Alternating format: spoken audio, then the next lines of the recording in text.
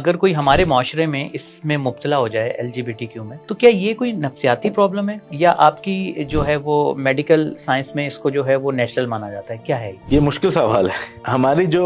آپ کیسے ڈیل کرتے ہیں اس طرح کے؟ میں آپ کو بتاتا ہوں، جو ہماری پہلے سائیکیٹرک بک آتی تھی اس میں یہ بیماری تھی۔ سائیکیٹرک بیماریوں کی جو مین ڈیفینیشن ہے نا، اس میں تو یہ ہے کہ ڈیوینس فرام سوسائٹی بھی ہے، کہ نارمل سے ہٹ کے بھی جو چیز ہوگی اس کو بھی بیماری کنسیڈر کیا جائے گا، اور یہ LGBTQ یا ہوموسیکشوالٹی ہے تو نارمل سے ہٹ کے۔ اس ڈیفینیشن کے مطابق تو یہ بیماری ہوئی، اور پہلے کتابوں میں ہوتی بھی تھی تو بیماری ہی کنسیڈر کیا جاتا تھا، مگر ریسنٹ ایئرز کے اندر کیونکہ LGBT موومنٹ اتنی اسٹرانگ ہو گئی اور انہوں نے کہا کہ یہ نارمل ہے، ہم نارمل ہیں، اس کو بیماری نہیں کنسیڈر کیا جائے، تو اب ریسنٹ بکس کے اندر وہ بیماری کو ہٹا دیا گیا۔ تو انفلوئنس تو ہوتا ہے، ظاہر سی بات ہے، LGBT موومنٹ بہت اسٹرانگ ہو گئی، اب بیماری ہماری کتابوں میں نہیں آتا اس کا، بیماری اس کو اب کنسیڈر نہیں کرتے۔ ہم کیونکہ مسلمان سائیکیٹرسٹ ہیں، بائسنس تو ہوتی ہے تھوڑی سی آبویسلی، مگر یہ آپ کو میں بتا دوں کہ اس کا بیماری ہے یا نہیں ہے، اس کا حل نہیں ہے، کوئی ایسی دوائی نہیں ہے کہ وہ کسی گے بندے کو اسٹریٹ کر دے، ہوموسیکشوالٹی سے وہ ہیٹروسیکشل بن جائے، دوائی کوئی نہیں ہے، اس کا علاج کوئی بھی نہیں ہے۔ اور ہمارے پاس پیشنٹ آتے بھی ہیں،